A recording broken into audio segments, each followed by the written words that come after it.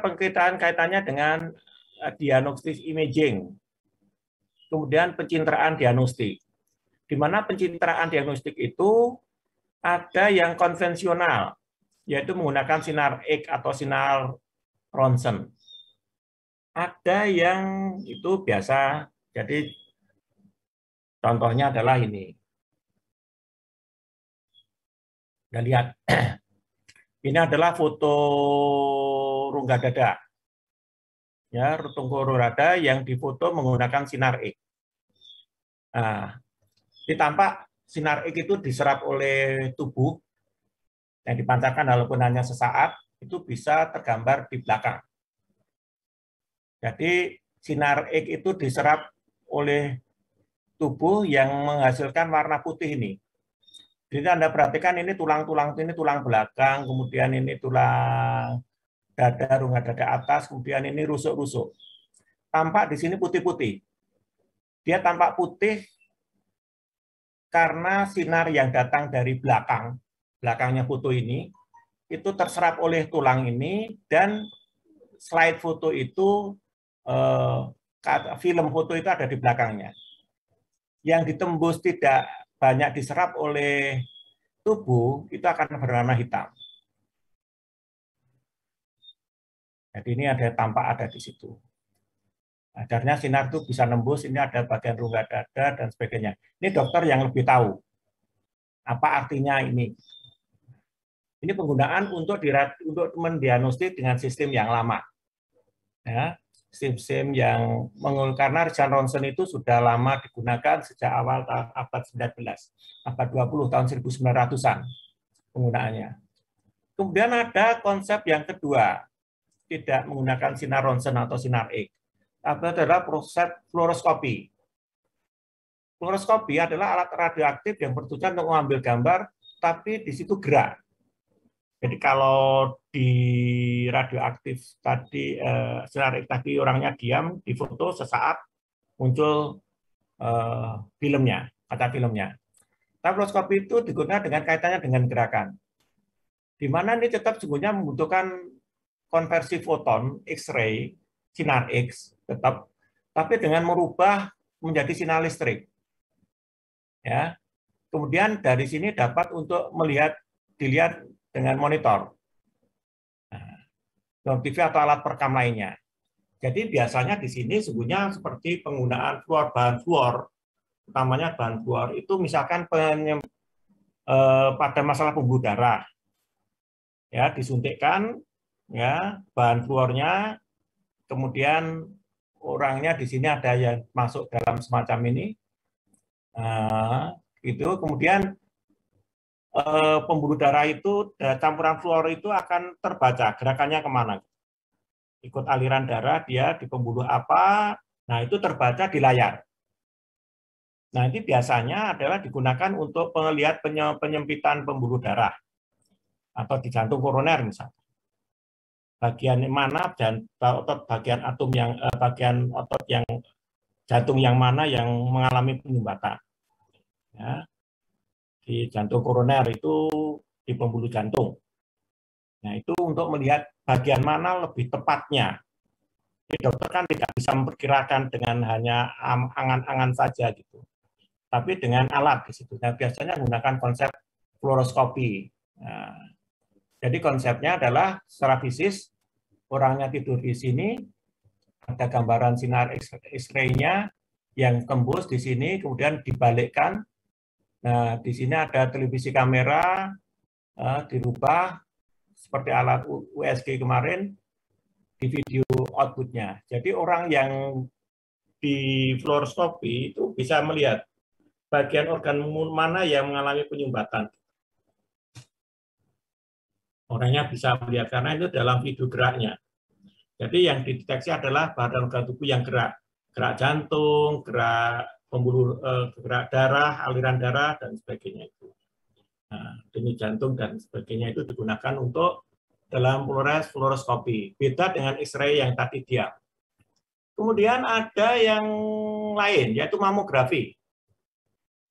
Mamografi itu adalah penyerahan medis yang dikhususkan untuk pemeriksaan payudara.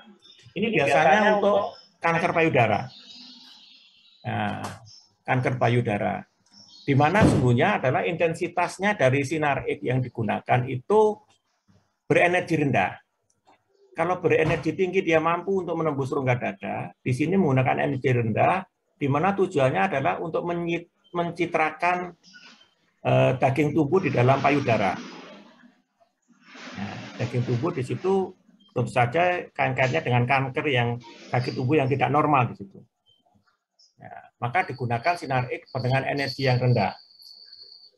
Nah, ini seringkali dalam era modern ini disebut tidak hanya menggunakan penegaan diagnosa, tapi juga untuk memantau terapi kaitannya dengan screening breast cancer, ya, untuk melihat besaran dari kanker payudara itu sebesar berapa.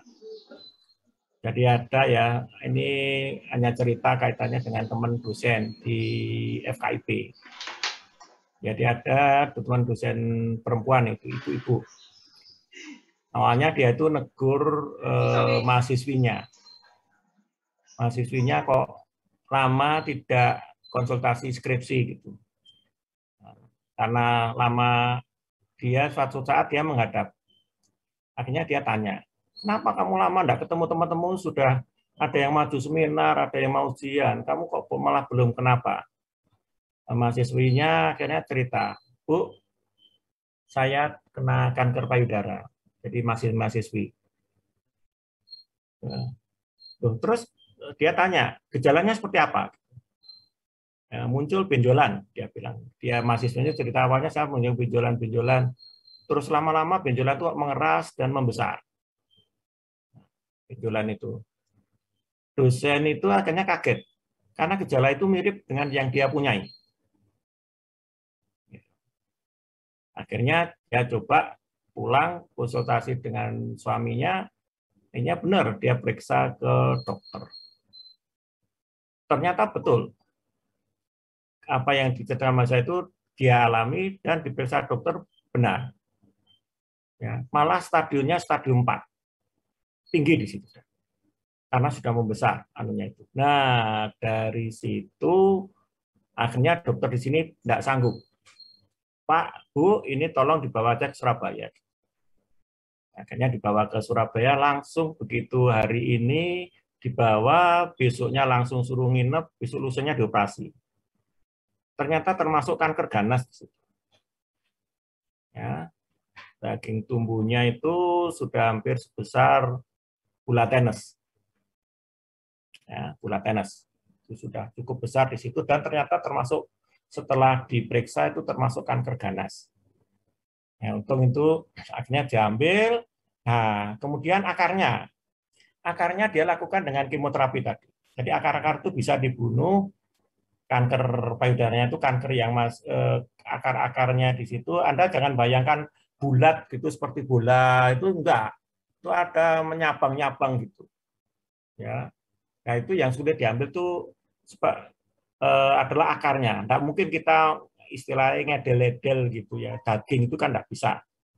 Ya, ngambil akar-akarnya yang ada, tidak. Makanya di situ adalah dengan membunuh dengan konsep kemoterapi tadi.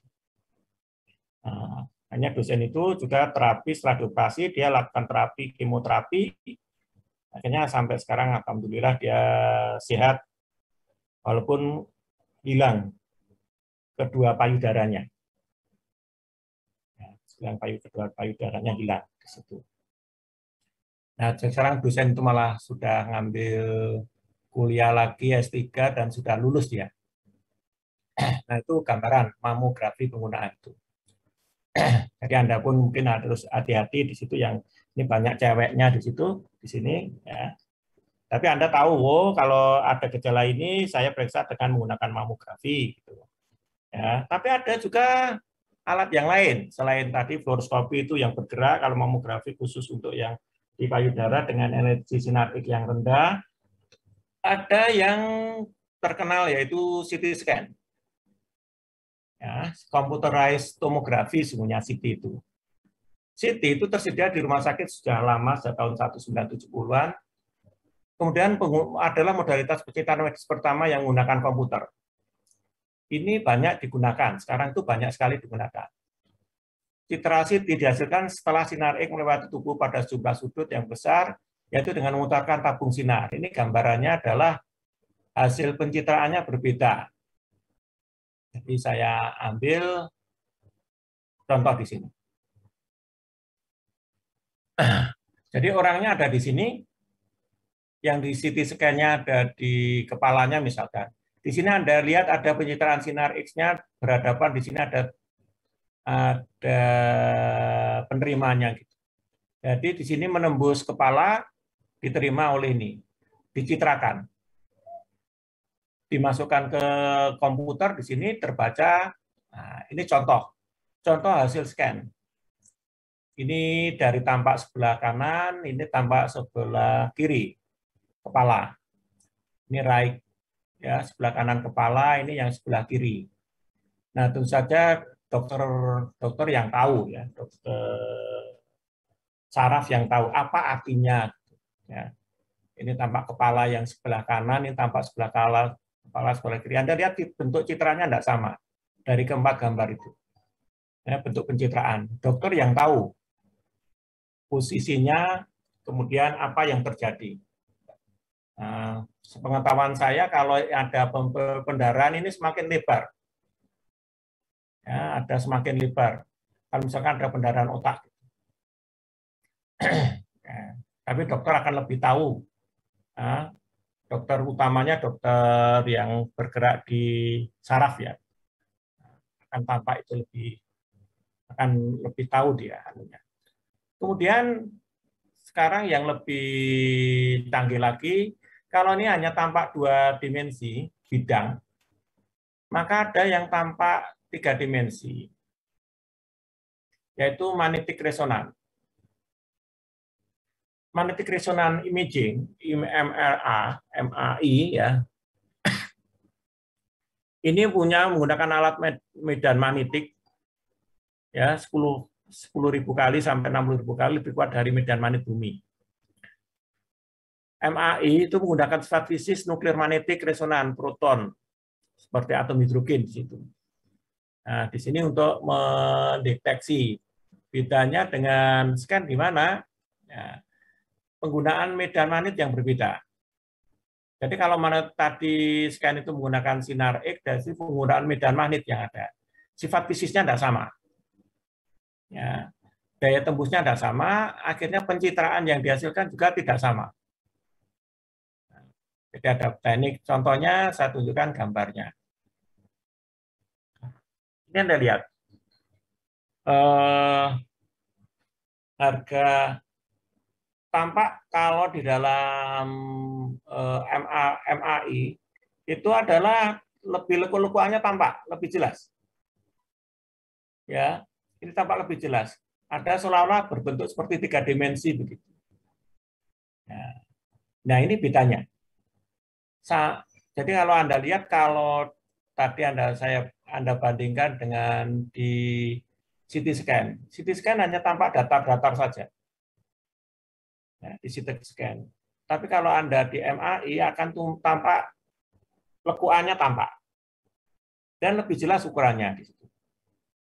Tapi tidak semua dokter memahami konsep ini, MRI ini. Nah, ini yang perlu Anda gunakan, tidak selalu digunakan MRI itu.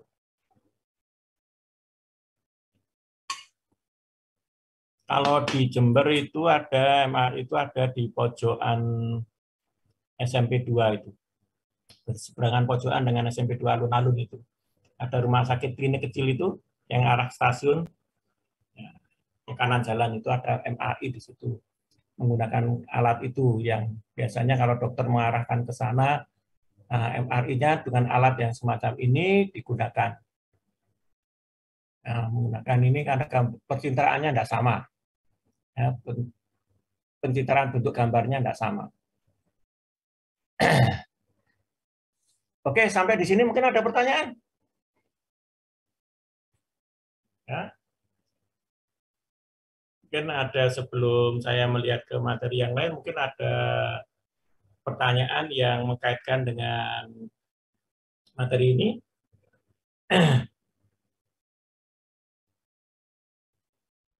Izin bertanya, Bapak. Monggo, Mbak Mas Febrian. Ada Mbak Brenda atau Mbak Elsafira? Oke, Mas Febrian, silakan. Terima kasih atas kesempatannya. Saya izin bertanya mengenai MRI-nya ini, Bapak. Tadi disebutkan bahwa MRI ini memiliki 10.000 kali lebih kuat daripada medan magnet bumi. Nah, apa MRI ini tidak mempengaruhi medan magnet bumi tersebut ya, Pak? Karena ikan lebih besar seperti itu. Oke, kekuatannya. Oke, saya jawab langsung aja ya. Jadi begini, Mas. Memang kekuatannya untuk menembus resonan yang dimaksud di situ. Beda ya, medan magnet bumi dengan gravitasi bumi tidak sama, Mas Julian. Medan magnet bumi itu nyaris tidak terbaca oleh kita. Ya, beda ya, Anda jangan menyamakan dengan gaya gravitasi bumi. Juga tidak sama dengan medan gravitasi bumi. Medan magnetik itu ada ya, ada di bumi itu dan hanya bisa terbaca dengan menggunakan satelit ya. Dengan gambaran kekuatan medannya pun hanya digambarkan merubah arah medan magnet itu. Kalau Anda menggunakan jarum kompas. Itu kan Anda tahu arah jarum kompas itu kan berubah karena posisi medan magnet bumi, garis gaya magnet bumi itu. Nah, itu tidak diukur dari arahnya, tapi intensitasnya, Mas. Jadi, Anda jangan melihat, oh ukurannya dengan gravitasi bumi. Tidak sama, Mas.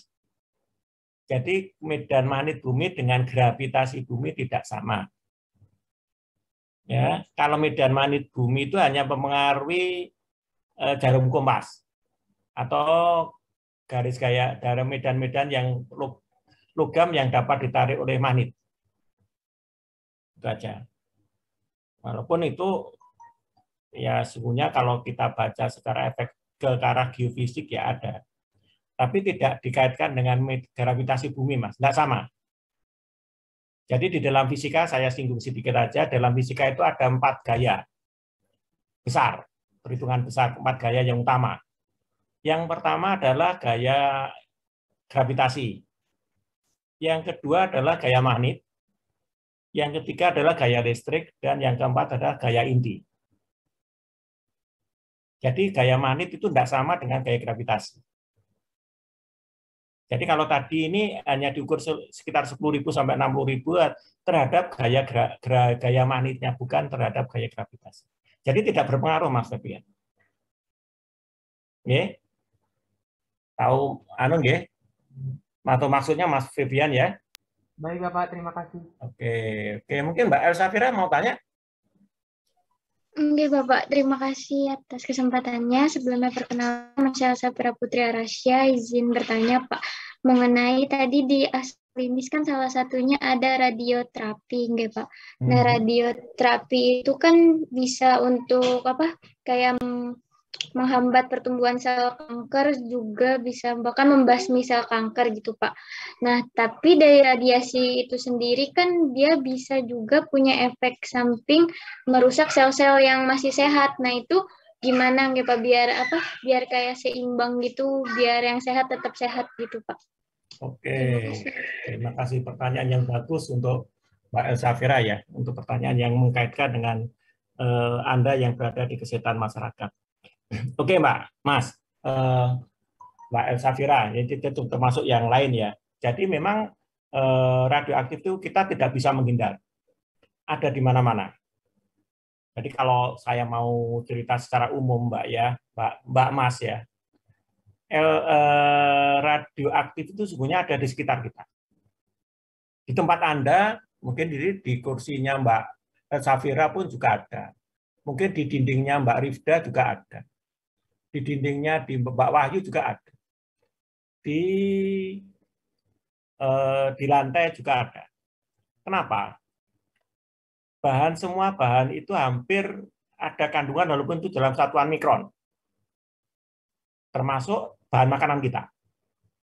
Kalau Anda sering makanan-makanan penyedap, makanan menggunakan makanan yang mengandung penyedap, itu semakin besar peluangnya.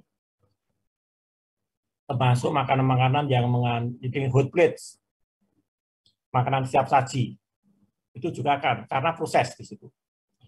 Nah, kemudian di lingkungan kita itu ada, kalau Anda gunakan cat tembok, cat kayu, semua cat itu selalu mengandung kalsium namanya. Semakin cat itu semakin bagus, semakin gilap, mengkilap ya, maka kandungan Ca positifnya, kalsium yang mengandung positif, itu semakin besar. Nah, semakin besar harga Ca positifnya, maka peluang untuk muncul sebagai bahan radioisotop itu semakin besar. Termasuk yang ada di cat tembok, ada di internet, di dinding atas. Nah, internet itu juga sama. Itu kandungan Zn di situ. Itu juga Zn yang semakin bagus, kandungan kapurnya akan muncul di situ. Karena ingat bahwa cat itu ada kandungan CaCO3-nya, kapurnya. Termasuk yang ada di tekel, lantai Anda. Itu juga akan muncul di situ. Karena apa? Ada kandungan di situ, ada Ge-nya, germaniumnya. Sekaligus ada berylliumnya di situ. Ada bahan di situ, ada Zn utama, jadi pengeras di situ. Semakin dia semakin bagus, semacam mungkin ada granito itu misalkan, wah spasi sekali, berututannya begitu bagus dia, berat ya. Tapi Anda lihat semakin bagus, semakin mengkilap di situ, ada peluang untuk ada kandungan zat radioaktifnya. Nah, untuk menghindari itu semakin apa? Seperti kemarin sudah saya singgung, Anda radiasi itu bisa Anda buang semuanya, Pak, Mas-mas ya. Yaitu Anda rajin memakai jalan-jalan di tanah tidak menggunakan alas kaki. Nah, jadi kalau itu Anda berjalan tidak menggunakan alas kaki, itu sebenarnya Anda mengegroundkan, menanahkan. Seperti konsep penangkal petir itu. Jadi ini saya sedikit cerita ya. Saya itu S2 saya itu fisika nuklir, Mbak. Adik-adik mahasiswa. Saya master saya itu juga di bidang fisika nuklir. Penelitian saya itu di reaktor atom. Penelitian saya S2 itu. Saya dulu dari alumni UGM. Tapi di sini fisika nuklir saya mati istilahnya. Hanya aplikasi saja yang saya jadi pengamat saja. Karena di sini tidak ada yang bidang yang arah ke sana. Nah, saya kalau ketika penelitian itu ada teman-teman saya yang juga meneliti di reaktor atom Kartini. Di Jogja itu ada reaktor atom di situ. Nah, di situ itu Anda dalam masuk lingkungan itu harus pakai namanya dosimetri, alat pengukur kandungan dosis radioaktif.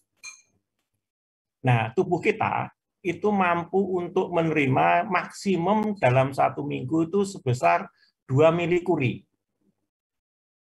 1 milikuri itu, 1 kuri itu, satu satuan fisika ya, satuan radiasi, itu sekitar 10 pangkat 6, 1 kuri itu. 10 pangkat 6 pancaran radioaktif. Jadi 1 juta pancaran. Nah, itu kalau 2 milikuri berarti 1 mili itu adalah 1/1000-nya. Jadi sekitar 2000 pancaran per minggu. Nah, kalau dosimetri itu mencatat tubuh itu sudah melebihi, maka dia diminta untuk tidak masuk ke lingkungan itu. Jadi ada teman saya yang dia karena dia aktif mengadakan penelitian di situ, otomatis dia terpapar dari sinar radioaktif. Efeknya dia harus diisolasi istilahnya. Nah, diisolasi itu dia sebenarnya diisolasinya tidak terus dia dirumahkan, tidak. Dia diminta untuk mengasingkan diri. Mengasingkan diri itu di mana? Dia diminta untuk berada di lingkungan luar, jauh dari orang, dan dia harus rajin olahraga membuang radiasinya. Jadi teman saya itu ada yang termasuk semacam itu, dia sekitar 2 minggu sampai 1 bulan, dia itu sebenarnya diminta untuk rekreasi. Diminta untuk rekreasi, di mana rekreasinya? Di pantai, di gunung, Dia itu hanya olahraga, tapi tidak boleh bawa anak istri. Tidak boleh ketemu sama banyak orang. Nah, itu caranya, Mbak. Jadi kalau itu mau ingin dibuang, Anda ya rajin-rajin menggunakan, ya Anda di rumah jangan selalu pakai pakai sepatu, pakai sandal gitu. Ya sekali-sekali Anda harus turun. Itu supaya radiasi yang tumbuh, yang kita terima itu bisa nge-ground di tanah, di lantai gitu. Yang bagus itu adalah tanah berumputan, pasir. Nah, itu bagus itu. Tapi kalau lantai Anda itu, kalau Anda mester biasa, sebenarnya tidak jauh beda. Itu Mbak Safira ya. Jadi radiasi itu memang akan mempengaruhi tubuh kita, Mbak. Tapi kita bisa mengurangi, Mbak Safira. Oke, itu Mbak Safira. Baik, Bapak. Terima kasih. Oke, itu. Jadi Anda memang harus di lingkungan, harus Anda paham tentang itu. Jadi kalau menghadapi semacam itu, kalau orang-orang baru di kemo, begitu, ya itu memang Anda ya harus rajin-rajin berikan pengarahan. Sudah Bu, nanti paling sekitar 1-2 hari akan sembuh sendiri. Memang nanti, mengapa kalau Anda bisa katakan demikian, dasar Anda sebenarnya sederhana saja. Karena waktu paruh yang disuntikkan, bahan kobat, biasanya menggunakan kobat, itu dia punya waktu paruh hanya sekitar berapa jam. Nah, tapi efeknya akan bisa sampai 1-2 hari di situ. Karena intensitasnya begitu 1-2 hari dia akan langsung berkurang di situ. Akhirnya tubuh akan normal kembali. Cuma obat itu tetap akan diam di daerah kanker. Nah, dia akan mencoba menetralkan sel-sel yang tidak sel-sel yang kurang normal di kanker itu. Mungkin ada yang lain ini Mbak Rifda kelihatannya mau tanya, Mbak Rifda Hanun. Baik, terima kasih Pak atas kesempatannya. Monggo, Mbak Rifda. Izin bertanya, itu setahu saya kan CT scan sama rongsen dan sejenisnya itu kalau waktu di scan-nya itu nggak boleh pakai hal-hal yang berbau logam ya Pak. Itu alasannya kenapa ya Pak? Terima kasih. Oke. Biasanya ronsen, kemudian CT scan itu adalah bahan hidup yang dipakai, Mbak. Kalau Anda pakai anting-anting atau jam tangan, atau dikhawatirkan akan mengganggu. Termasuk logam apa di situ. Mungkin Anda akan mengganggu di situ. Jadi anting-anting dilepas, kalung, itu dilepas. Nah, scan yang karena di situ akan bisa mengganggu radiasi, Mbak. Karena CT scan dan sebagainya itu digunakan untuk bahan hidup, bukan bahan mati. Nah, itu memang MRI itu juga sama konsepnya itu. Jadi kalau ya termasuk ya kepala kita, mungkin organ tubuh yang lain yang akan di CT scan dan sebagainya. Mungkin itu, Mbak. Jadi memang tidak boleh menggunakan bahan mati itu. Kalau Anda cincin, menggunakan anting-anting, kalung, itu kan bahan mati di situ. Emas, itu logam, itu tidak bisa. Karena dia akan bisa mengganggu radiasi, Mbak. Itu ingat, itu adalah bahan magnetik di situ. Logam, padahal emas dan sebagainya itu kan logam di situ. Itu dikatakan mengganggu hasil. Oke, itu Mbak Rifda. Mbak Rifda? Iya Pak, terima kasih banyak. Jadi memang nggak boleh Anda. Ya. Oke, mungkin ada yang lain? Ini memang akan banyak. Anda sebagai dalam situasi kesehatan modern ini, Anda akan ketemu alat ini banyak sekali di situ. Oke, Mbak Wahyu, monggo silakan. Terima kasih Pak. Izin bertanya, kenapa seseorang itu jika terkena sinar radiasi nuklir itu dia bisa menyebabkan kemandulan? Kemandulan? Iya, terima kasih Pak. Oke, terima kasih Mbak. Ini ada bagian, memang akan ada efek yaitu mutasi. Anda lihat ada efek negatif ya. Efek negatif itu ada perubahan. Kalau kemandulan di situ memang akan merusak DNA-nya, Mbak. Radiasi itu pada batasan intensitas tertentu harus dibatasi. Jadi kalau Mbak Anu tadi, Mbak Wahyu tadi menanyakan itu bisa mengadukanmu karena bisa semacam terjadi mutasi kaitannya dengan kesuburan, Pak. Jadi sekali lagi frekuensinya kan lebih tinggi, Mbak. Jauh lebih tinggi dari USG yang kita singgung. Nanti saya juga nyinggung lagi USG itu. Ya. Daya tembusnya lebih besar. Karena daya tembusnya lebih besar, kemarin sudah saya singgung, di dalam energi foton, E itu sama dengan H kali F. Artinya hanya konstanta, berarti E-nya sebanding F. F-nya frekuensi. Pada frekuensi sinar E, sinar gamma, dalam radioaktif itu paling tinggi, sekitar 10⁻23. S-nya. 10⁻23 itu jauh lebih tinggi. Ya. Frekuensi USG itu hanya ribuan, satuannya kilo itu. Hanya 3.000-an. Kalau kilo itu kan hanya 10⁻3 di situ. Ya, hanya 10⁻3 itu kalau sinar X itu sama sinar gamma itu 10⁻23. Ini daya tembusnya lebih besar, berarti E-nya lebih besar. Sehingga itu kalau itu tidak bisa digunakan pada bagian-bagian organ tubuh yang utamanya kaitannya dengan kesuburan. Tapi makanya kalau Anda perhatikan tadi contoh-contoh yang saya berikan itu ada di kepala, Mbak. Ada di rongga dada ke atas. Ya, tapi Anda perhatikan kalau di dalam kesehatan yang digunakan di organ-organ rongga bawah, rongga dada ke bawah itu tidak gunakan ini, tapi menggunakan USG. Nah, contoh ini gambaran mengapa. Jadi alasannya mengapa kok di situ tadi kaitannya dengan kesuburan. Memang akan mempengaruhi, Mbak, kalau itu frekuensinya terlalu tinggi, energinya terlalu tinggi, maka akan mempengaruhi kesuburan. Bisa memang. Tapi kalau Anda lihat di USG, frekuensinya hanya 20 kilo. 20 kali 10⁻3. Nah, ini Pak Dimas sudah masuk ini. Oke, biar Pak Dimas masuk dulu. Nah, jadi Anda lihat ini USG ini. Frekuensinya rendah. Jadi Anda dia digunakan adalah di bagian rongga dada ke bawah. Pak Wahyu. Tapi kalau ini digunakan scan MR itu di rongga ke atas. Di mana di sini fungsi kesuburannya tidak ada di atas, tapi di bawah. Oke, tahu maksud saya Mbak Wahyu ya? Oke ya, jadi gambaran mengapa di situ scan tidak bisa. Nah, itu tadi. Kesuburan itu bisa juga akibat radiasi yang diterima terlalu banyak, Pak. Maka bisa pada radiasi itu bisa saja dari konsep makanan yang terbawa oleh kita makan, kita tidak sadar, kemudian terhadap lingkungan, ya, itu bisa merusak.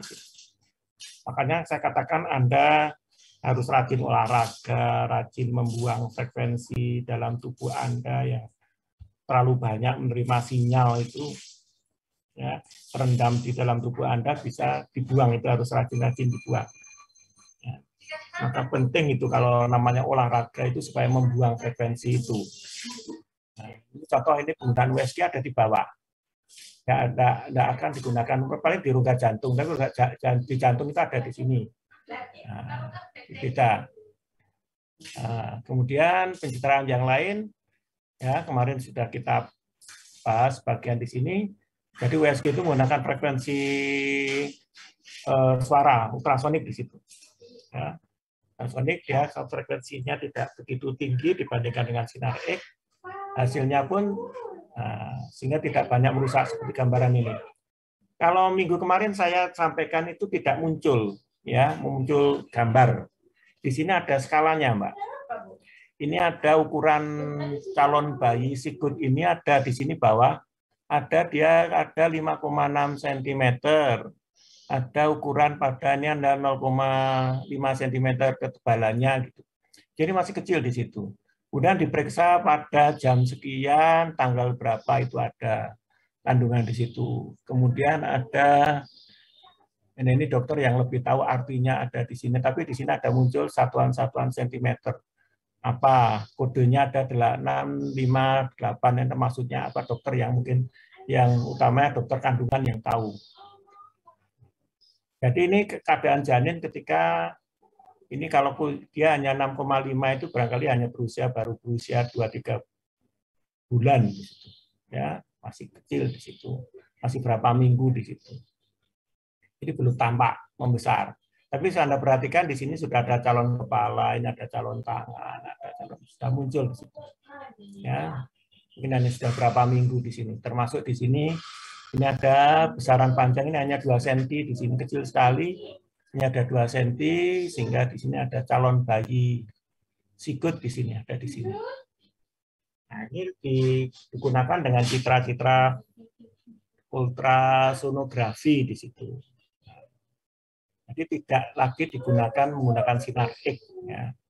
Kemudian dalam terapi yang lain di sini, Mbak, ini waktu kita juga terbatas, ada radiasi teleterapi, ada brakiterapi, kemudian ada radiasi dengan menggunakan radiofarmaka.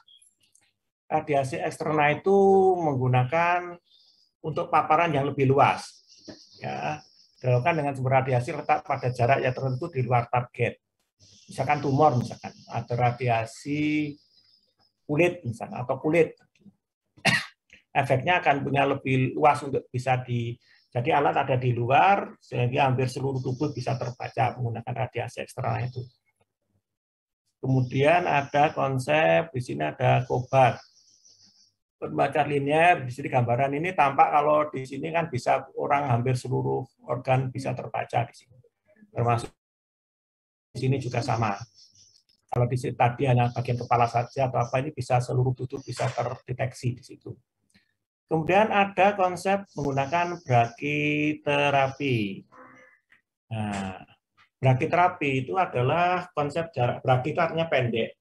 Jadi penggunaan dalam menggunakan alat-alat dalam radiasi klinis yang kalau tadi eksternal itu dari jauh agak di luar dari alat dari tubuh yang dipakai.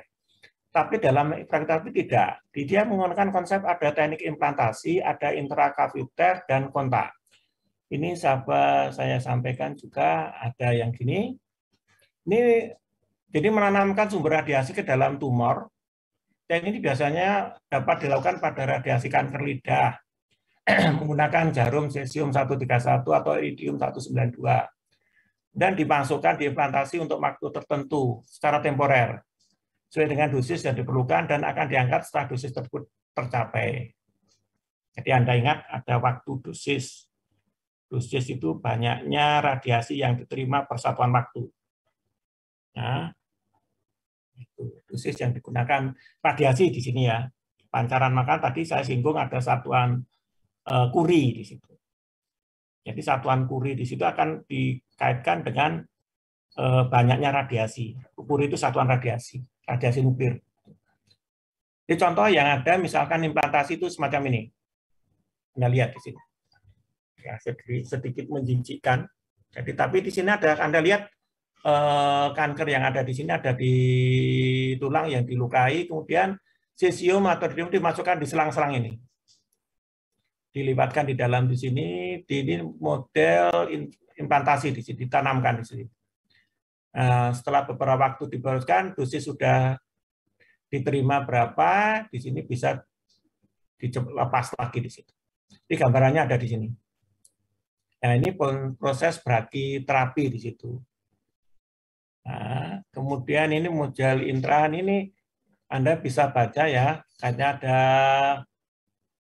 CO60 ya pada untuk yang ada di alat-alat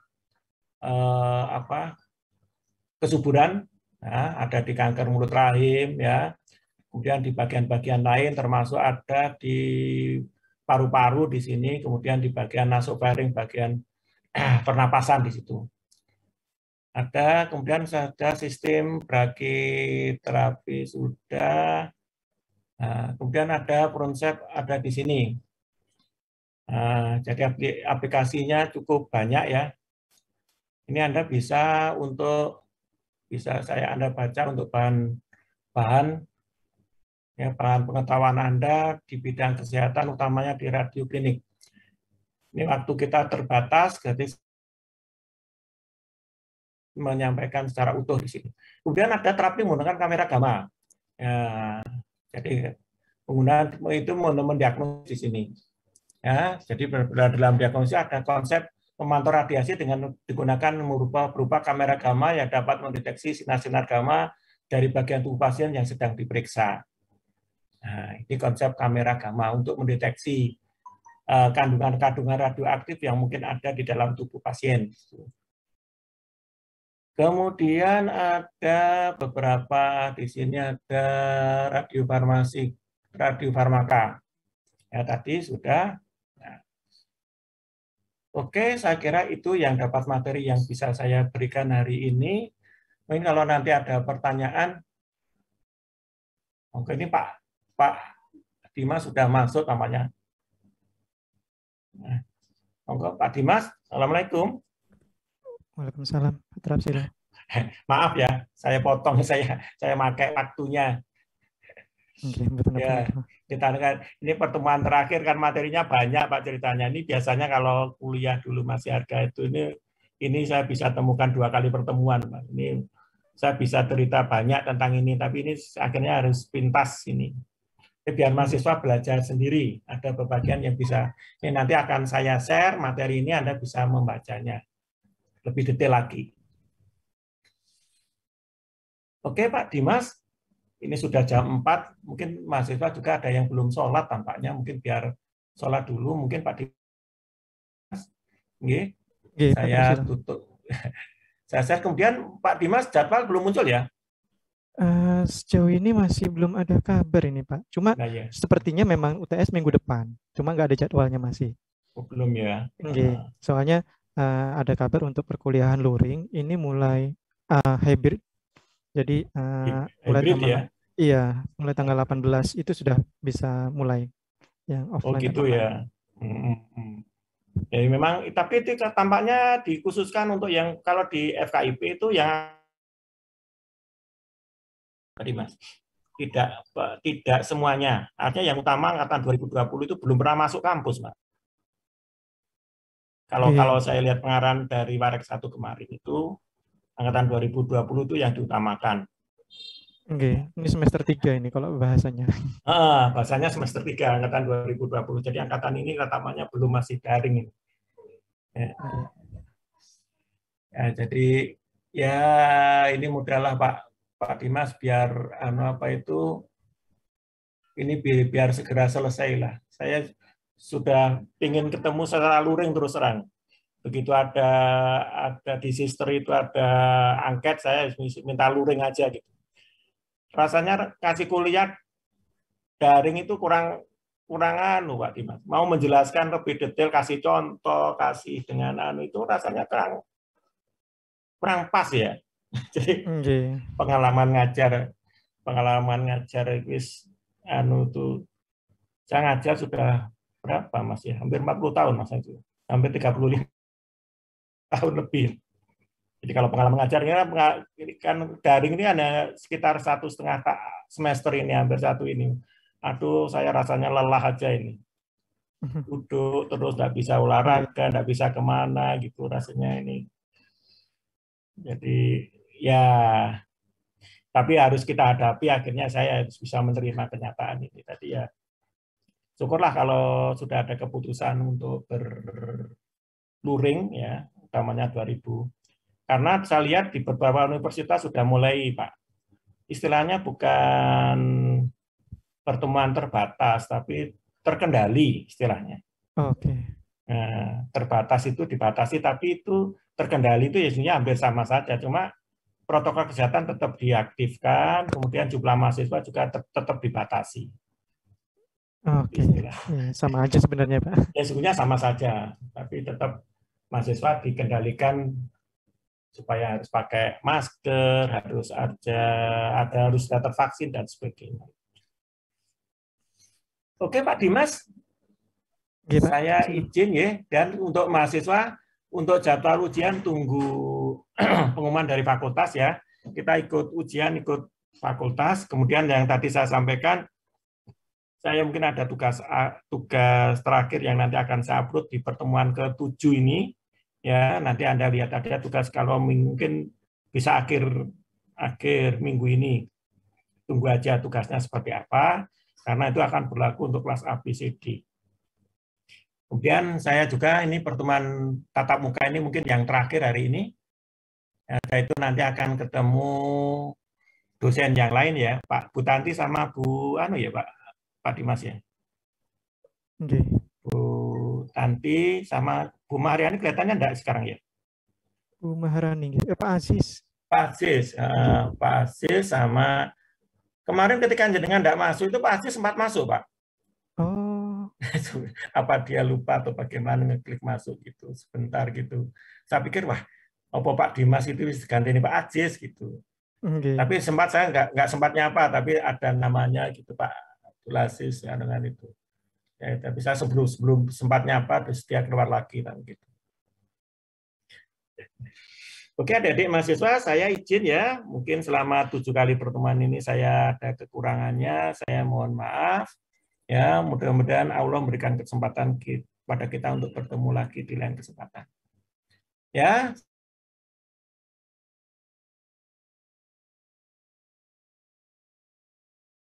Semoga semuanya dalam keadaan sehat dan bisa berkumpul lagi ya, bertemu lagi di lain kesempatan. Oke, assalamualaikum warahmatullahi wabarakatuh. Waalaikumsalam warahmatullahi wabarakatuh. Terima kasih Bapak. Terima kasih Pak. Oke, sama-sama Pak Aziz, saya live dulu ya. Oke, monggo Pak terserah. Oke, monggo. Assalamualaikum Pak Aziz. Assalamualaikum warahmatullahi wabarakatuh. Oke, kita break sebentar ya.